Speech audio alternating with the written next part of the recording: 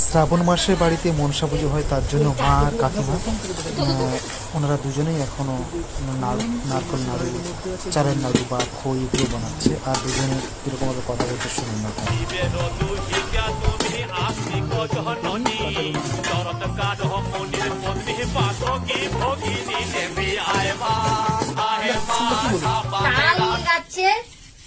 তাল গাছে চাল কুমড়ো, কদম গাছে করি, লাল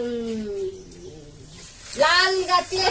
এইখানে কাকিমা একটা কবিতা বলার চেষ্টা করছে, যেটা কিনা ছোটবেলা থেকে উনি বলে আসছেন, বলতেন একসময়, এখন উনি ভুলে গেছেন, তো বারবার উনি ভুলটাই বলবেন। শুনুন। প্রথম থেকে কদম গাছে করি, প্রথম থেকে করো।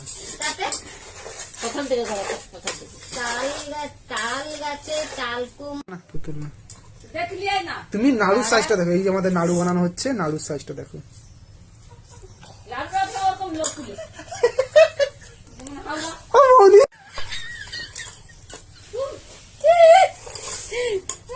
মরে আনি যন্ত্র কেন গোলটা তো হবে, গুণা হোক না গোলটা।